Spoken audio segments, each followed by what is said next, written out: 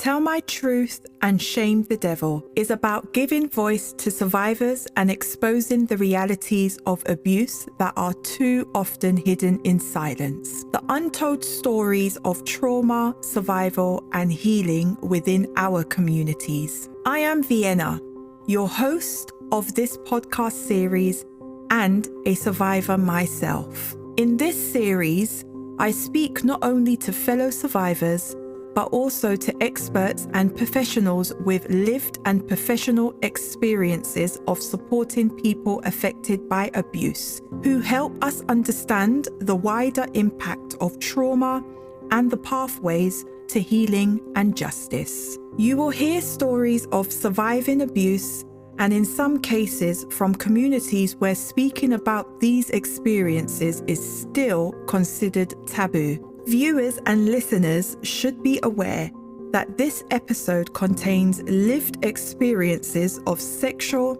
and psychological abuse, which some may find distressing. I advise you to listen with care, and if you are a survivor, or if you know or suspect someone who is living under abuse, please contact the Samaritans, who are there to help always. Come with me on this journey where we tell our truth and shame the devil. Ashe.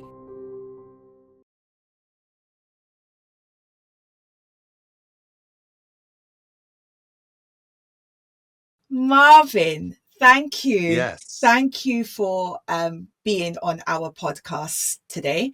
And I Thank really you, do Fiona. appreciate that you Yeah. have come so brave and to tell your story and to expose your story to Yeah. our audience.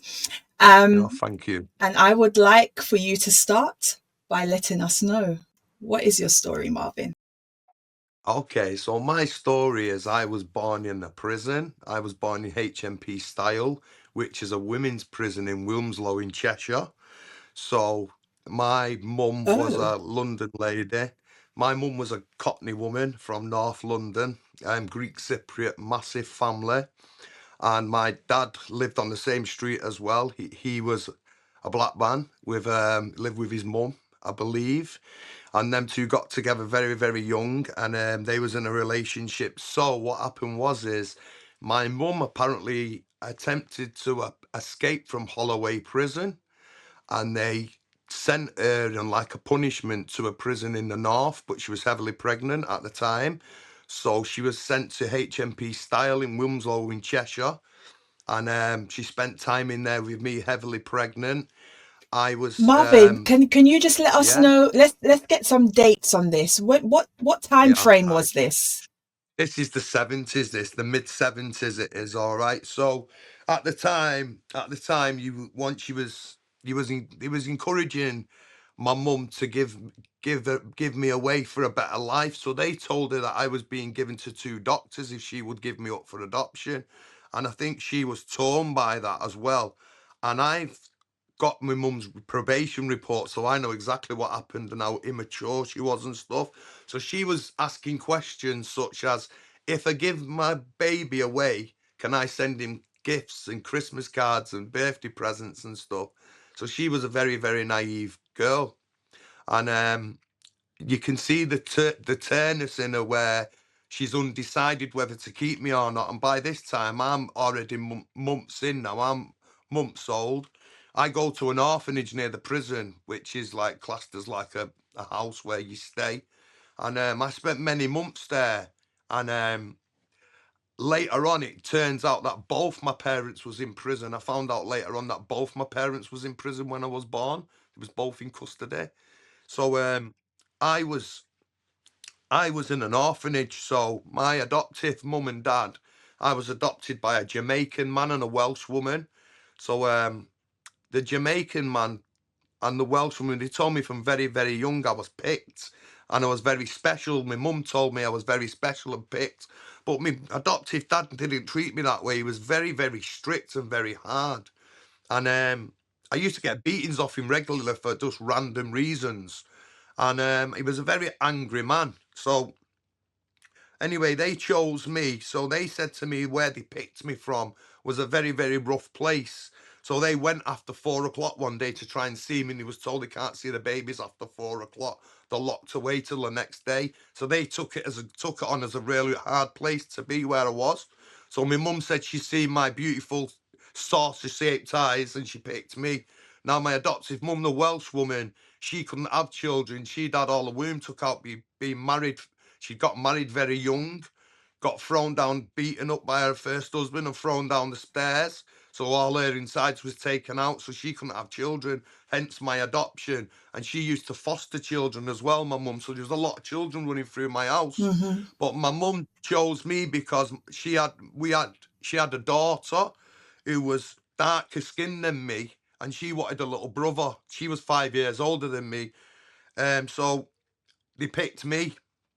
So I was in this house with these people, and my dad's telling me, um, very, very, very strict man. I mean, like if it was raining, I couldn't go out. I had to eat his food, what he put in front of me, and he does sometimes he beat me randomly for stuff. But I was a very distressed child. I think I had picker and stuff as a child because I used to kick bubbly gum off the floor and eat it and stuff like that, Mm-hmm. and eat all different types of things.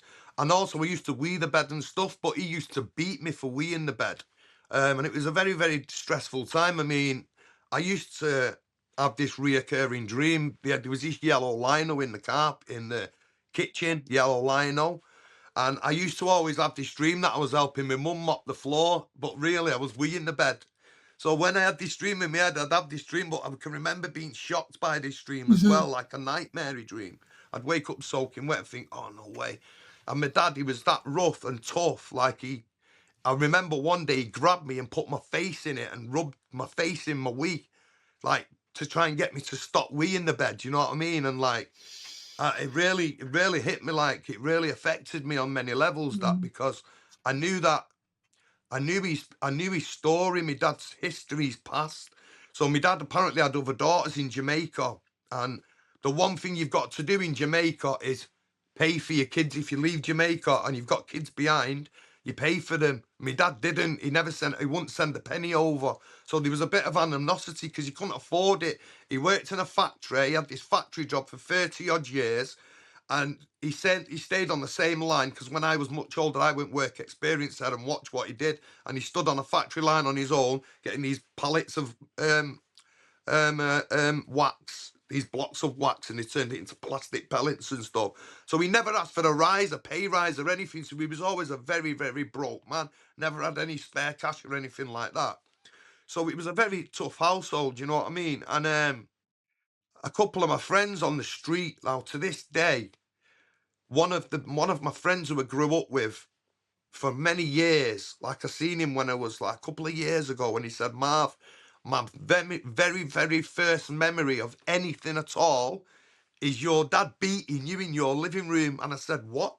And he went, yeah, honestly. And I went, what, Simon? And I went to my partner, come here and listen to this. And he went, the first memory I've got of anything, Marv, he's been playing in your living room with you as a kid. Your dad coming in and beating you for something, and I can't remember what for, but I ran home crying and I was burst into tears and went home.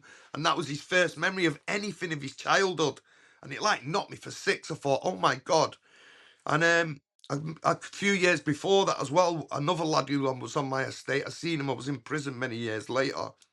And he went to me, oh, Marv, I remember you and your dad levered you. You had that little snooker table outside the front door. And he'd just come home from work and just started beating you around the street for nothing. I was like, wow. And I can remember the snooker table. I can remember the time. And I can remember my friends running away, but I can't remember much else about it. You know what I mean? So the man was a very strict man, very, very strict. And I used to go to primary school and like have accidents, weed myself and stuff. And I'd have to change my underwear. And I remember him making me take it home in a bag, walk home in a bag with my weed, trousers and underwear Mm-hmm. and taking them home, you know what I mean? Mm-hmm. And my dad worked nights, so he finished work at 2:30, so he'd be home waiting, you know what I mean? So I'd get the wrath of him and stuff, not allowed to go out and be punished and whatnot. But I was a little rebel as a kid, like I'd go to the shops and pick chocolate up and stuff like that and take it and eat it and stuff. And I didn't see the wrong in it, but One day the guy in the shop told my dad, and obviously my dad beat me for it and told me not to do it. It was wrong and stuff like that. And I used to run around on the streets and like run away, literally run away. And I'd run for miles with friends and try and get away from him and stuff. So it was very, very tough. But my mum told me I was picked and I was very, very special. So because she told me I was very special and picked, I used to go to blackberry bushes and stuff and I'd pick them, these blackberry bushes, and I'd think they're picked. But I'd think, where's the mate? There's a bush. So I'm picked like a berry. But so I'd think, where's the rest of my bush, if you know what I mean? Yeah. Yeah. Yeah, I just want to know where it was. And also, I had this burn dead centre of my back, right? When my mum used to bathe me, she used to say, I never burnt you, son, it wasn't me. And then when I'd ask my dad about it, he'd say, you did it through wee in the bed. So stop wee in the bed. And I think, how have I got how's wee got round my back and burnt a hole in my back? Mm. And I couldn't figure it out. And when I got much older, I knew it wasn't right. Someone had burnt me with a cigarette when I was a baby. I can't remember it happening, but someone's definitely burnt me with a cigarette on my back, dead centre of my back. So So you've got a scar on your back from that, yeah, I've got a scar dead centre of my back right? from a cigarette burn. And so it was a very torrid time. I was growing up with this burn, and my dad was very strict and he wouldn't let me go out, but my mum was very nice to me and stuff. And my sister was just doing her own thing. And I was running around on the streets, and stolen cars was a big thing at the time and stuff. And the older lads would get a stolen car and we'd get into it and try and start it and pushing it down the road and stuff. And the police would chase me, and they used to chase me because I was the biggest. And I remember once they chased me right to my front door. And my dad was a very, very law-abiding citizen, never stole a thing, never committed a crime, but he hated the police with a passion. He hated them near him, like, and I always wondered why. And then when later on in life I realised why, and what happened was he used to not only beat me, we had cousins, who my mum's friend was a Scottish woman, and she had 4 mixed-race children, so they was my cousins. And one of the girls in that family, my dad used to beat her, like just randomly beat her, and the police got involved, went to him and told him he's got to stop beating kids, right? This was around the time that I was being beaten as well. I never knew about this till I was much older. My dad just randomly sat me down one day and went, do you remember the police come here one day and told me to stop beating Rose? And I was like, what? And he went, yeah, the police told me to stop beating her because I was going around beating her. And I was like shocked out my head, and she remembers it to this day as well. Like, she hates him with a passion, she won't go near him. He's dead now, sadly. He passed away last year, but she wouldn't go near him. But yeah, so I had a really, really tough upbringing, and what happened was I used to go in empty houses on the estate, like and it was glue sniffing around at the time, punk rock and glue sniffing and stuff like that in the 80s, mid 80s. And there was this empty house. I went into it and I pushed the door over, and a bedroom was pushed up to a bedroom. I pushed it over and someone was asleep, and it was this lad who I knew off the estate. And he's dead now. He died doing a burglary, and a piece of glass, he's climbed in a window and a piece of glass got caught in his leg, and he bled to death. So that's how I always remember this lad. But at the time he was a glue sniffer. And I seen him glue sniffing in this house, and I ran home to my bedroom and I kept thinking about what he'd done, and I seen all these bags and tins and stuff. And I went back the next day and started copying what I'd seen them doing, on like TV, and just smelling this glue. And I think I've opened a pot of Evo stick, put my hand in it, got some. I blew into this bag and it just sent me to this other dimension, like bang, this colourful, beautiful, warm place where it wasn't this sadness that I was feeling, like missing people, and I didn't know what I was missing. I couldn't word it in my mind. It'd get me upset as a child, trying to think about my family and stuff. I couldn't do it at all. I was too young to manage it, the intenseness of it all. I couldn't take it all on. But I knew I was born in prison as well. I knew there was whispers that I was born in prison.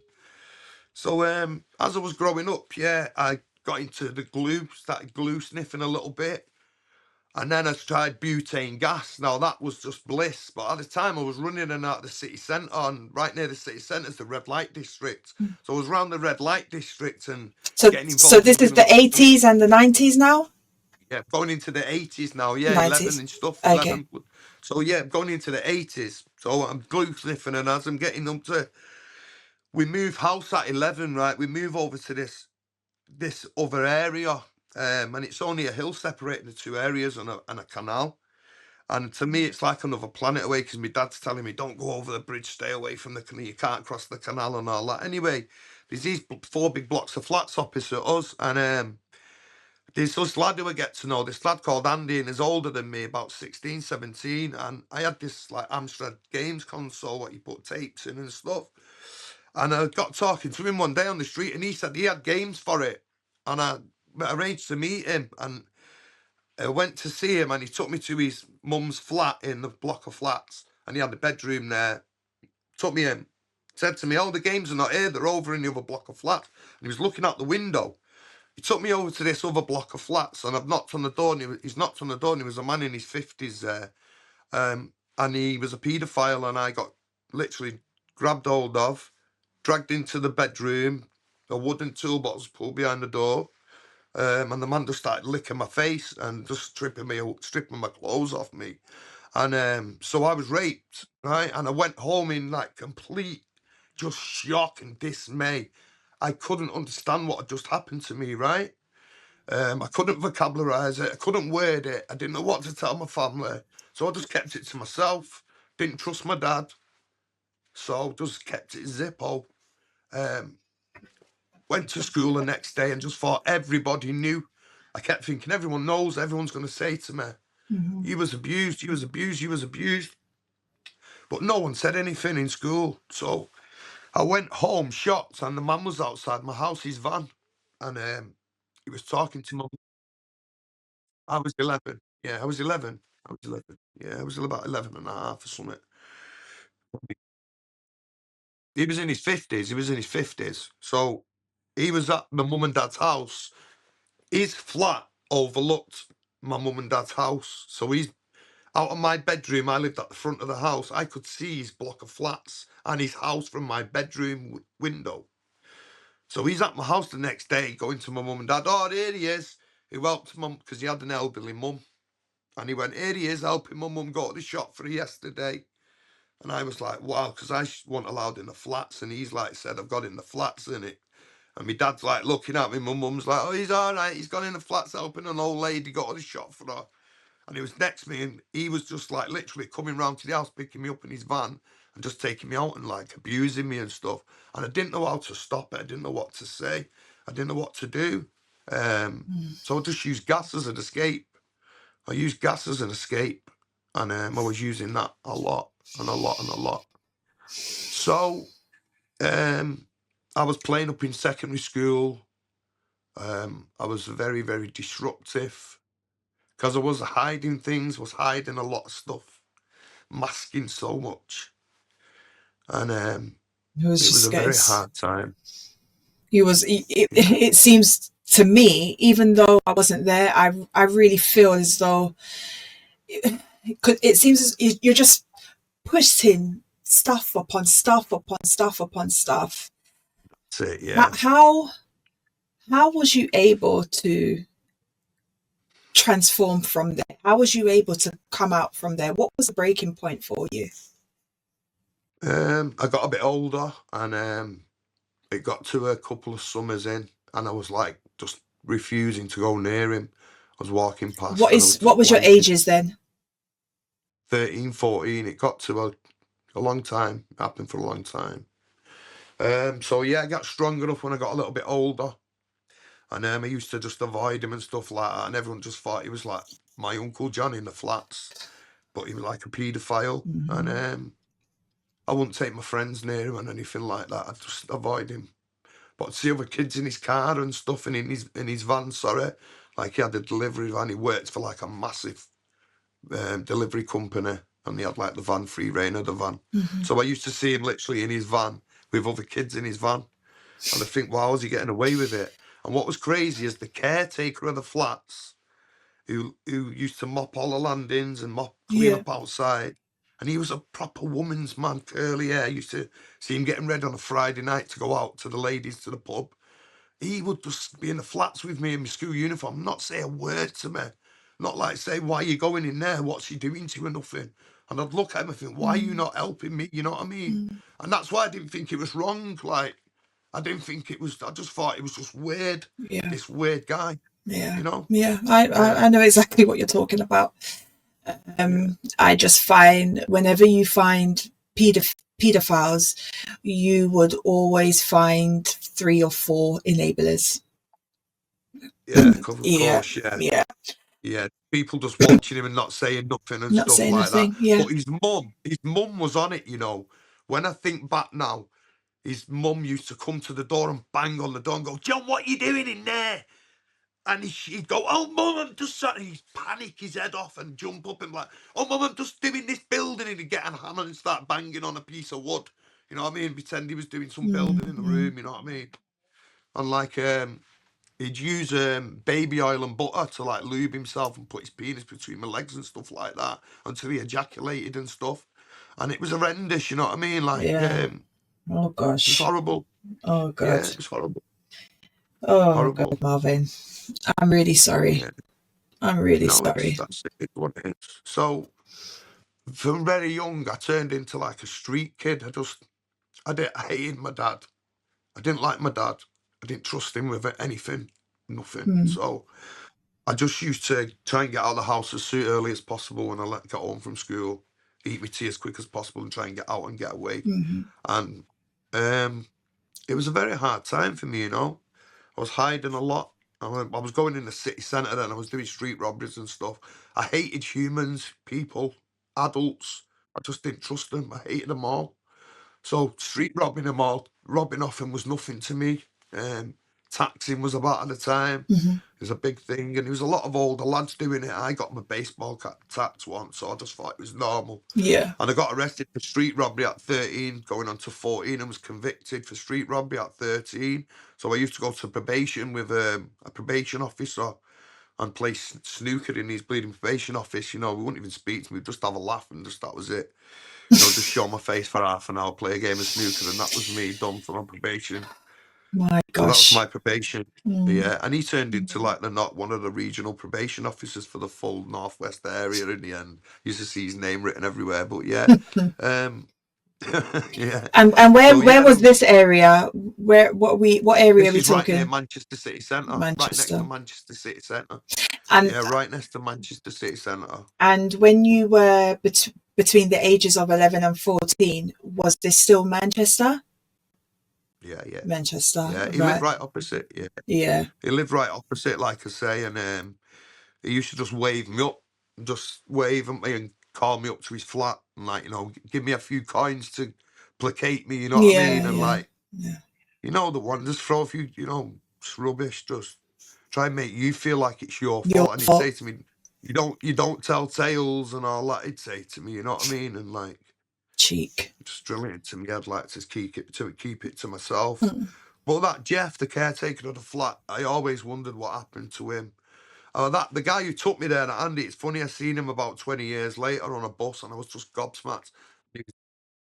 I just seen him dressed as a security guard and I was in that much shock. I just let him get off the bus, and when I thought about it, I thought I would have grabbed him and detained him and, you know, citizen arrested him or something. Next time I will, you know what I mean? I will. And see what the police can do, you know what I mean? I would. Because I never told anyone for 20, 30 years, you know, I kept it to myself. Yeah. Just kept it to myself, just kept it a secret, you know what I mean? My secret. Because Yeah. obviously he died, his mum died first. And then I was avoiding him then when his mum died. I just used to, he'd wave me up and I'd just wave him off and just say I'm going to walk past, you know, found the strength to do it. I knew he couldn't do anything about it. I knew if I said no, he couldn't do anything about it, you know what I mean? Yeah. So I'd just say no and stuff like that. And that was 14. That was at 14. Yeah. Getting on to 14. So how was your after that? Now you're out of that clench. So from 14 till let's say I don't know 25. How was life picking up for you then? Well, life went crazy for me very quickly because me and my mate started selling drugs for a lady called Joanna who had a flat in. So lots of high rises where we lived. Yeah. So she lived in a high rise, and we started selling drugs from her from a little spiral. Used to be spiral little things in the doors, We used to just open the spiral and push the sticks of cannabis through and sell cannabis, and then we started selling LSD and acid and amphetamine and stuff like that. You know what I mean? It just become normal to sell drugs. Yeah. And it just happened that one of the biggest nightclubs for rave opened literally on our estate, like literally on our estate. Like it was called the Thunderdome. And at the time, the Hacienda, you've heard of the Hacienda, haven't you? The Hacienda and the Thunderdome and Conspiracy, these massive Manchester nightclubs opened, and the Hacienda was voted the most trendiest club in the world at the time. So we was going to there and to these other clubs. I was 14 and getting into the rave scene and dance music and all that was happening. And it was this big thing on the news about these ecstasy ravers, and we were raving on the streets and on the motorways and blocking roads. And we was like looked at as like the dregs of society, you know what I mean? We was just dance music, but there was a lot of drugs involved and there was a lot of police raids and stuff like that. But it started getting murky, that scene. Guns was getting involved and the gangs wanted to run the doors. And you've got to think, if you've got a club and suddenly 400 people want to pay a tenner each into your club, so you've got a lot of money in your office. These guys who live around that estate, and they know you, and they know you're just a little idiot, and they just go to you, right, do you want protection? Or we're going to come in and smash it up, and that's how it happens. And there wasn't So much. before There you know wasn't it, much credit cards or anything like that back in those there days, was right? cash money on it. Yeah. Cash, all cash. So what happened is they quickly become gang infested clubs, and other gangs was trying to get involved. So shootings was happening, slashing, stabbings. There was a lot of things happening. Manchester became very, very crime infested very quickly.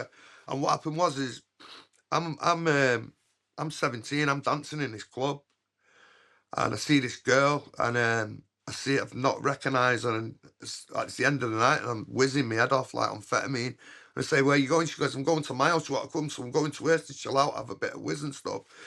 And I'm sat there, and she goes, "Have you tried cocaine?" And I went, "Yeah, I've tried it in a spliff and that, but I'd only ever had it in a joint, like passed to me and had 2 drags. It was never like, do you want a line of coke?" Coke was never a thing then.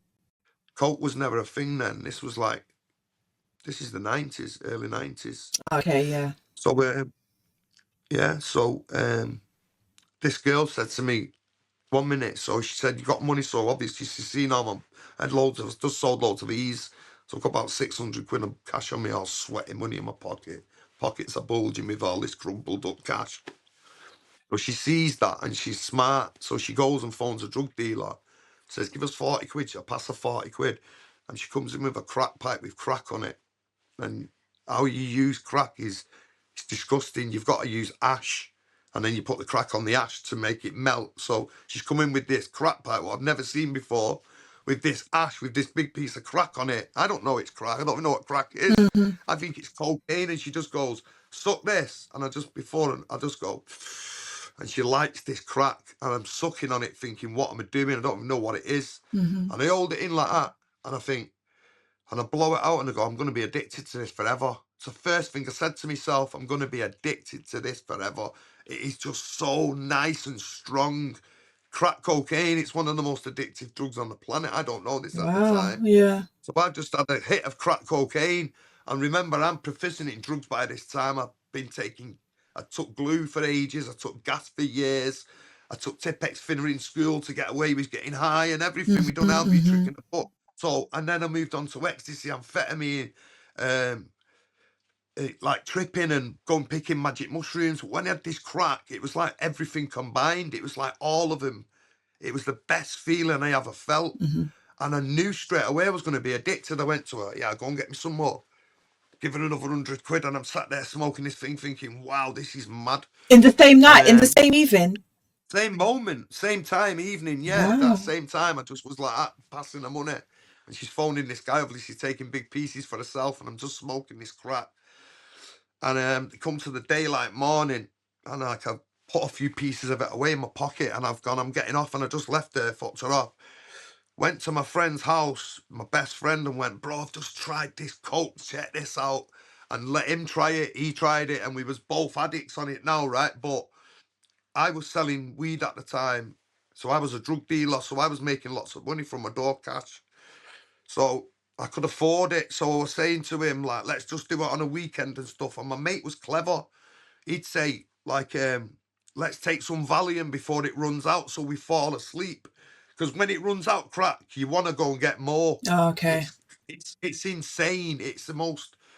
When you've run out, you either plunge into a deep depression that you can't get no more because you've got no money, or you want to go rob someone, or you want to go and get some more. And at the time, it was that new crack cocaine. Our dealer turned his phone off at 10 o'clock at night. So he went to bed at 10 o'clock, our crack cocaine dealer. Mhm. And we're dying for crack, like, and we can't get him on the phone because his phone's turned off.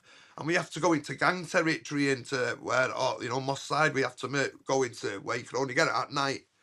We started going into the gang area and buying it, right? So then we getting to know all these crack dealers and stuff like that. So what happens is I'm borrowing and getting tick, and my business goes to pot at the door. I can't be bothered waiting for people to come give me money at the door, because at the time my estate was one of the biggest areas for selling drugs on.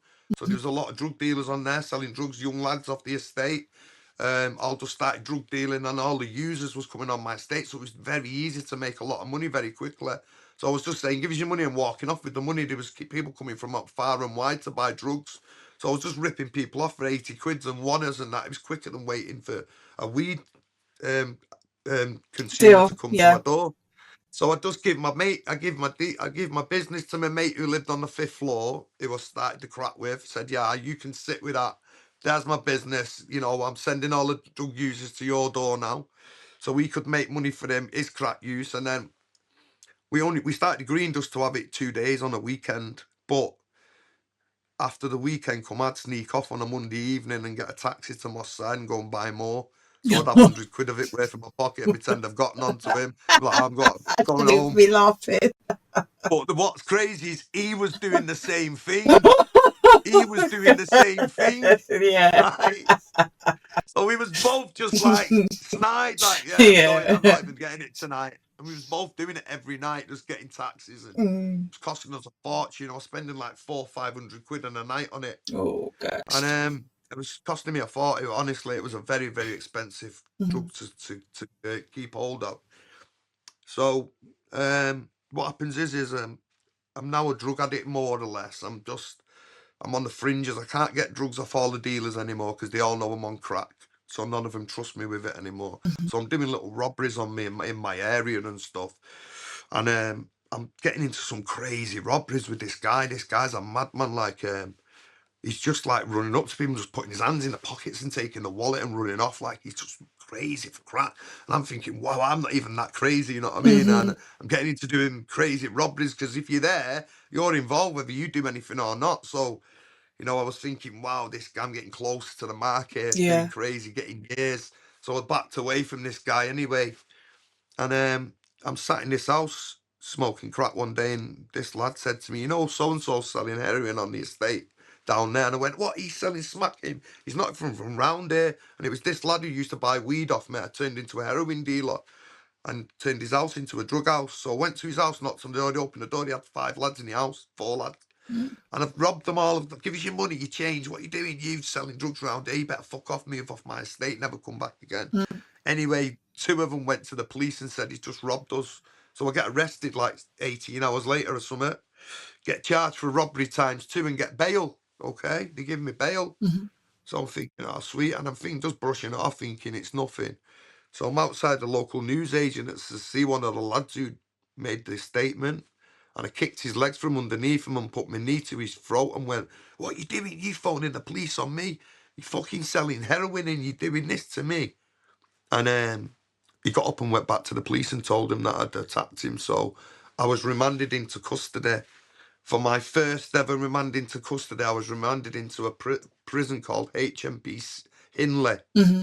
And at the time, there was no toilets. You had to slop out. And what slop out meant was pooing and weeing in a bucket and getting the bucket in the morning and going to the bathroom. And they had a big square like sink in the bathroom about 1 metre wide. And you used to have to put your slop into this thing. So you can imagine the amount of poo and wee what was in this thing.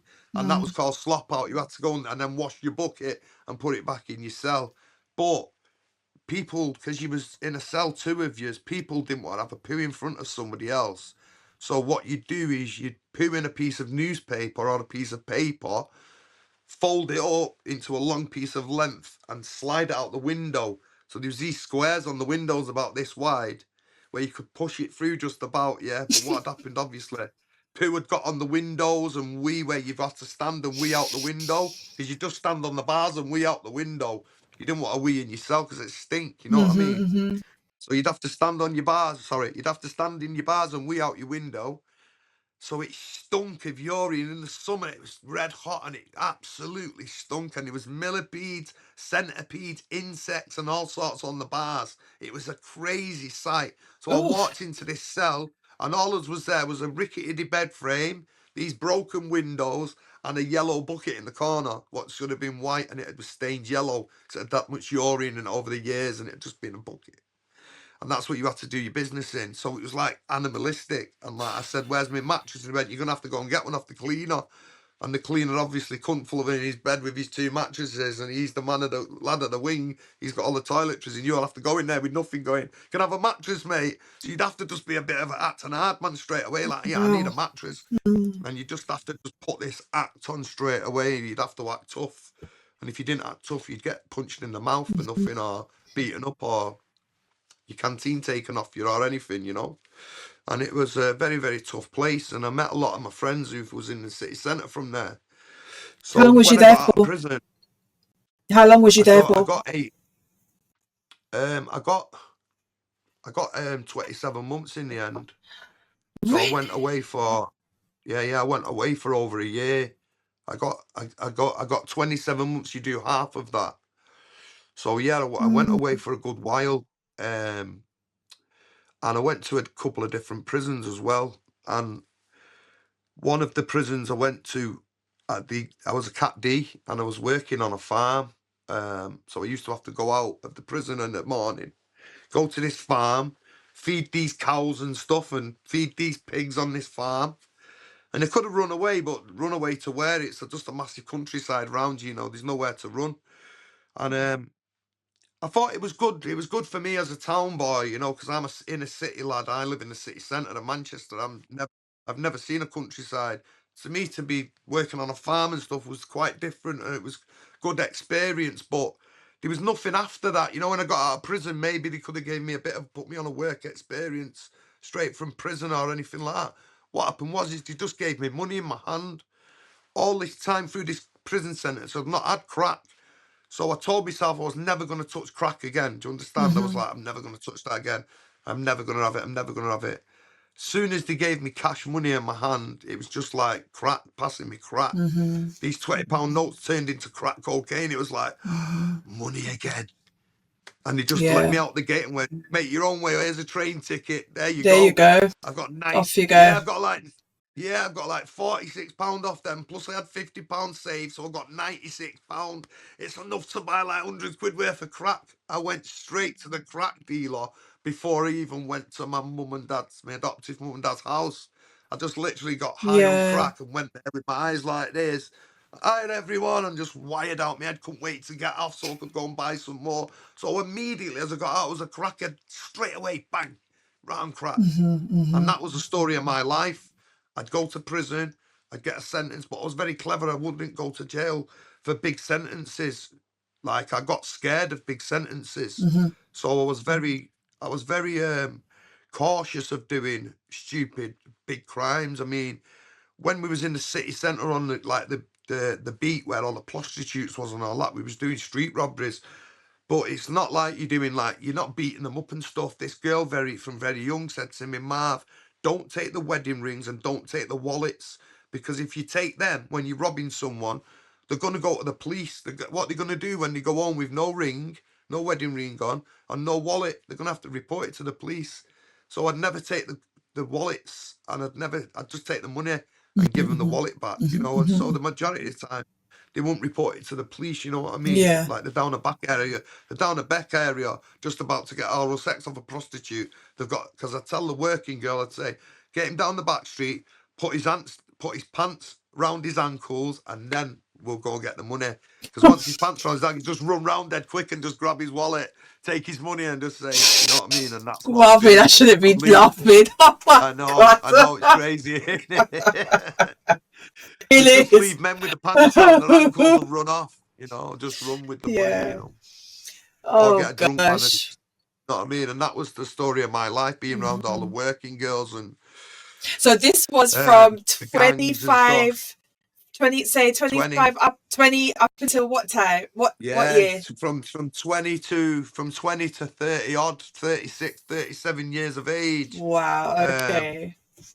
yeah, I was addicted to crack for 20 years. Oh, so So I you were went to still prison. on crack from 20 up until about 35. I was on crack from like 17, 18 all the way to 37, 38. Right, Yeah, right. I had a 20-year crack addiction. And So how did you that's interesting. How did you transition from that to where you are now? with great difficulty and inner I can strength and imagine. power, okay? It comes from within. You don't need a guru. You don't need anybody to tell you how to do something, right? You know what to do yourself. And Yeah. we all know we've got the tools within us. Sometimes we need an outside source to tell us what to do. But I believe that every person, every addict has got it within them to change. I was addicted to fruit machines at 14, right? And trust me, from 14 to 17, 18, I was just a bad fruit machine head. Every penny, like there was lads jimmying and breaking them open and taking all the cash. And I'd be there like a magpie, doing all the coins and the tokens. And Hmm. I was a bad addict to my fruit machine. I'd wake up dreaming of these free pigs in my head. The free winning reels was free fat pigs. And Yeah. I would dream of these pigs in my brain. I'd Hmm. run to the city centre to put my money in. When I was a drug dealer, I was selling drugs as the rave scene started. That's where all my money went. I'd just go to this town on Tib Street in this arcade and put all my money on this pig machine. Bang, bang, bang, bang, bang. To win about £5 winnings, you know what I mean? And I'd put Yeah. like 80 quid in it every day, you know, to try and, you know what I mean? Yeah. And so I know what addiction's like. Yeah, I know what addicts. I was addicted to gas. I loved gas with a passion. Gas used to give me this reoccurring nursery rhyme, right? I'd get this song in my head off Gas. And I think I was with my mum, my birth mum. So now, let's go to my birth mum. Yeah. I'd think about her all the time. I think I was close to her, right? So there's this thing called an etheric cord. I learnt about it later on in life. And it's this invisible cord what we're bound to with our relatives and stuff. Hmm. And we're bound to it forever. Your mum, your closest, your relatives, your closest, you're bound by this etheric cord. It's this invisible energy what you have, what you're drawn to, you know.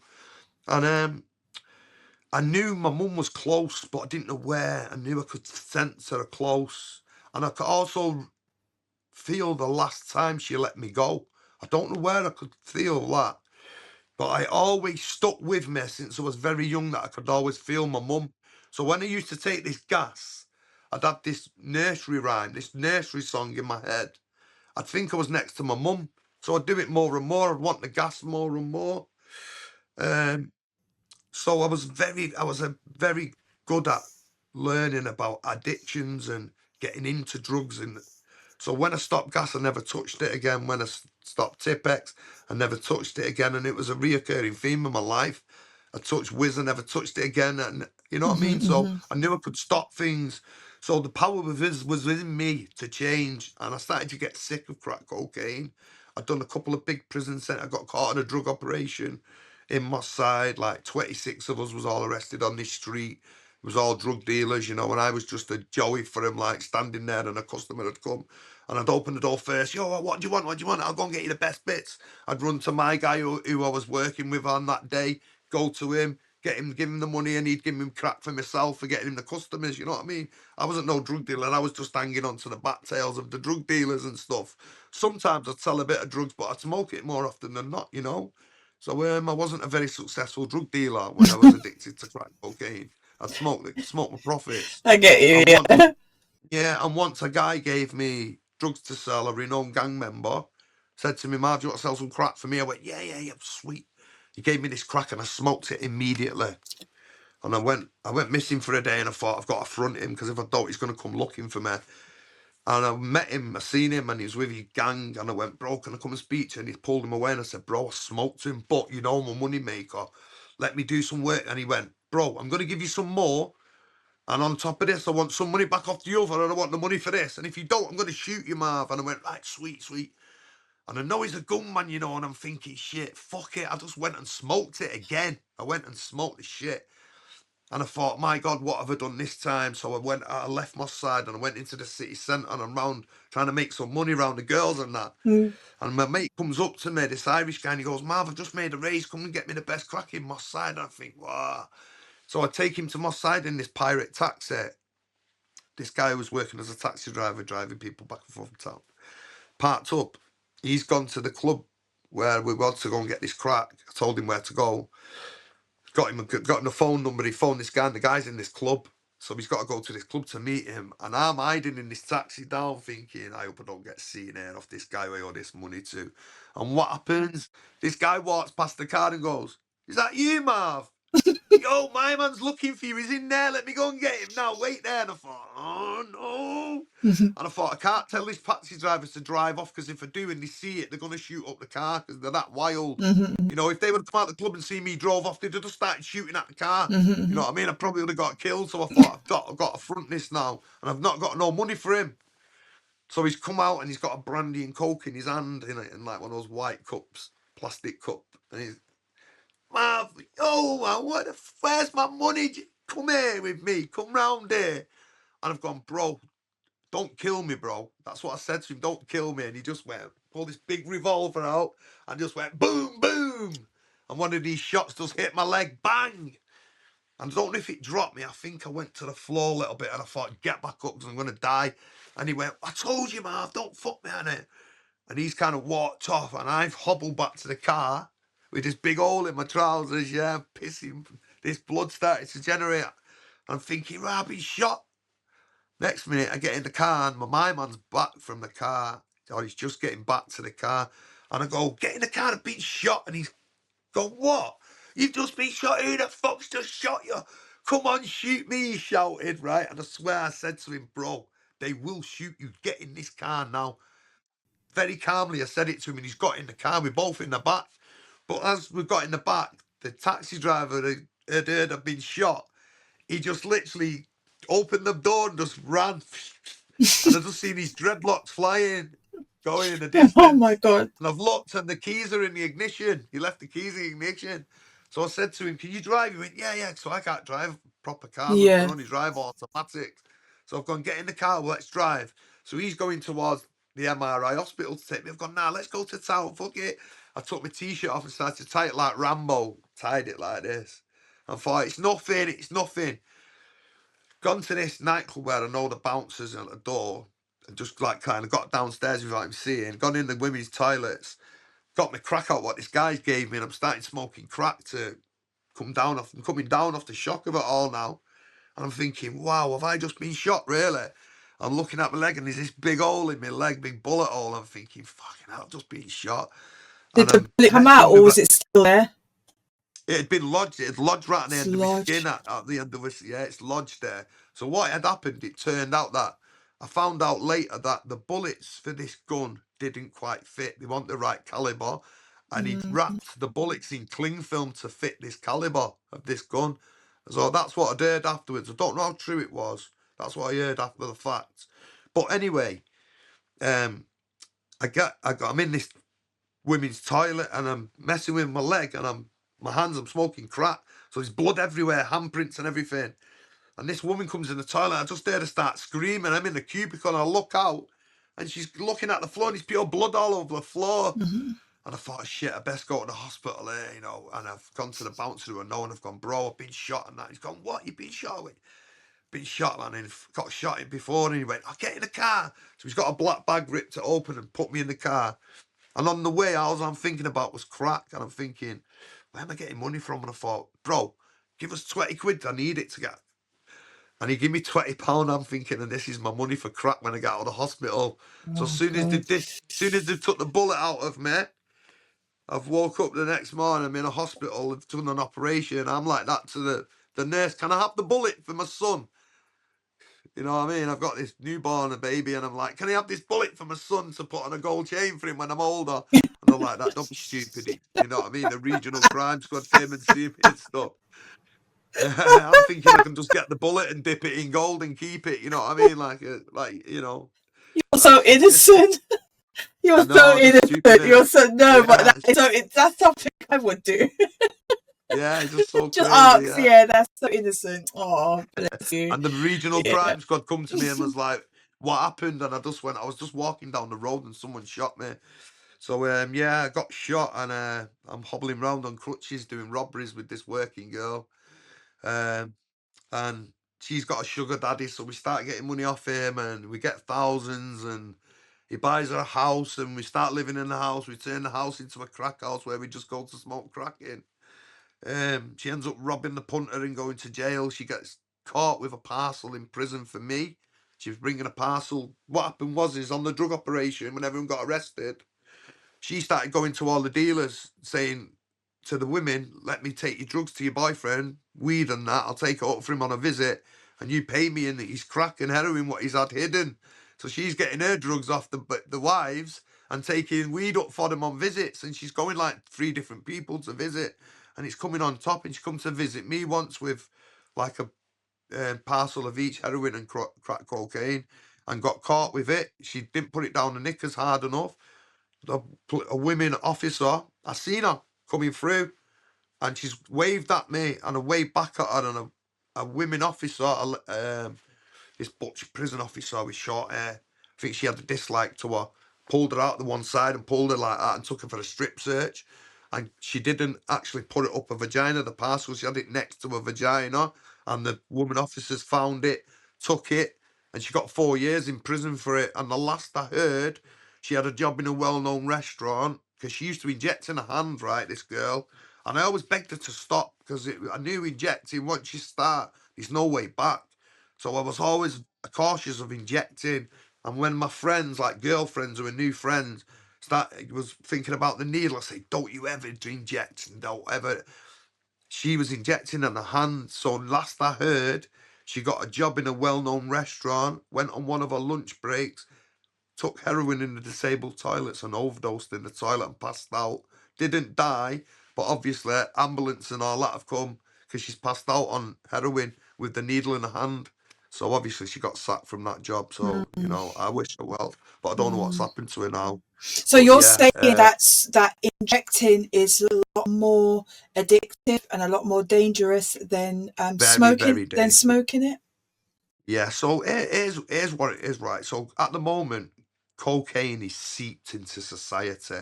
It's not just in society, it is seeped into society. What do you mean? What do you mean by this? Because yeah, for somebody who's very ignorant What to do I this, so mean? what do you mean by this? What do I mean? I mean cocaine is flooded the world, the country, civilized world. It's flooded it. There's so many people who take cocaine with a bear now on a Saturday night. It's unreal. So it's not So many it's not specific now to a community. It's literally all communities, everywhere, everywhere, all from the top to communities. the bottom, side to All communities, all local pubs, there's someone selling coke, all local pubs, there's someone with a sniff on them. Every single boozer, every person, every video I watch on these videos of towns where people go vlogging, yeah. these young women coked out their heads on ketamine or cocaine. Ketamine, let me tell you about ketamine. I tried ketamine by mistake, right? And it put me literally, it froze me like this, and I couldn't move. Yeah. I tell you what happened. I went to a nightclub dancing as an old man in my 40s, right? I thought I'm gonna go back to the old ways and have a bit of like MDMA. And this guy went, yeah, just sniff this, and he put this coke. I thought it was MDMA up my nose. And at first I was buzzing off it, and then it just hit me like a brick wall, and I froze and couldn't move. Froze. So remember what ketamine is. It's a horse tranquilizer. So I was froze like this. They carried me upstairs, and there was 20 other people that doing the same thing. Upstairs, they had 20 other people froze off ketamine, lying on the floor, and there was people round them from the club and ambulance people tending to people. So 20 other people. is that the same as spice, or is that something different? No, Right, so ketamine, there's this white powder called ketamine, what everyone's taking now, all the young uns. Mm-hmm. It's the new rave, dance rave, because it's very cheap. It's like £10 for a gram instead of £50 for a gram of cocaine, right? So cocaine is seeped into society in that way. You get a coke dealer in every pub, but then all the younguns dance and that to ketamine, which is a horse tranquilizer. And when I went into this nightclub and got taken upstairs because I'd frozen, yeah, literally I couldn't move, like I'd frozen, They carried me upstairs, lied me down, and there was another 20, 15 people who was lying there. Some of them like had come round and was getting up. So literally I couldn't move for like an hour, half an hour, I was froze like that. And then I could talk then and go, mate, will you phone me bird for me and tell her what I've done? I was like, and then I come round a bit more and I could move. So you're saying that I wore off. all of that, you're still able to hear what's going on. You're Yeah, you still can hear able to what's going feel on. if anyone's touching you, Yeah, but you just cannot move. You cannot can't move. physically move. Yeah, the overdose of ketamine is you just freeze, you froze. You just freeze like that. So that's only in an overdose. That's not if you take it on a regular. When you take ketamine, I only had a little bit. It's just ketamine. If you don't know what it does to you and you can't handle it, it'll just put you in. It's called a ket coma. That's what they call it. Ket comas. Okay, so they call it a ket coma.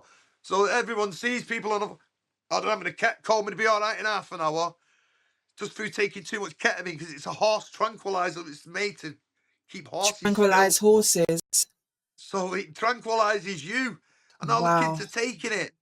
But when you've got a bit more money, you're taking cocaine. Now, cocaine in this country, it is everywhere. Every drug gang sells cocaine to make money, because a box of cocaine is what, £35,000. That means you get 36 ounces in a kilo. Okay, 36 ounces. One of them ounces sell for like £1,400. Straight away, you can cut that up into £2,800, because a gram of cocaine is £100 and you get 28 grams. So you work it out, you can double your money. If you buy an ounce of cocaine off a dealer for £1,400, you can sell it straight away, 2,800 just in bags. So there's you're doubling your money. Every drug dealer, just standard mathematics, yeah. So you double your money. So then the drug dealer's making his 35 grand. They're selling that in the clubs, little half a grams there, £50 halves, £100 for full grams. But also, the coke dealers sell bashed up coke for cheaper. So they'll sell you strong, best coke, £100 a gram. But they've got £50 a gram coke, what's just bashed with a glucose, 50% glucose. So it's not as strong as the other one, but they sell that for a bit cheaper. And then you go down the line, and before you know it, you're buying extremely bashed cocaine in a club off someone for 30 quid or something, and it's like 10% cocaine. You know what I mean? But it still does the same thing. Your eyes are like this and you're just chatting shit. But what it does, why the kids take it, is because with alcohol, you can manage all night. Do you know what I mean? You can drink all night and you can stay alert. You're not falling asleep drunk, collapsing on the floor. You know what I mean? Because cocaine's an upper. So with the upper of the cocaine and the downer of the alcohol, it kind of manages itself out. Balances it out, keeps them going for longer, so you can drink a bit more on it. You can have a little line and you're awake all of a sudden. You was feeling a bit sleepy off the alcohol, have a bit of a sniff, bang, you're awake again. And that's the routine what kids go through in the nightclubs and pubs and up and down this country, right? It's just why? Yeah, why? Why is it flooded? Why? I think Why because of do you globalization. People, these little tiny villages where it was just kept to a little tiny village where they could make heroin off, like cutting it off the little poppy seeds. Little specialists in make heroin in Pakistan, say for example. Now then people are not just stuck to sending it by post. These people who will swallow it and bring it over today. It'll be taken out of packs and sent to another country within hours. But then you've got the big boys who are sending a ton over. Do you know what a ton is? Yeah. A ton is 1,000 kilos. Yeah. A ton of cocaine is 1,000 kilos. If 1 kilo is £35,000, and you just said 1 kilo, yeah, of 35 grand.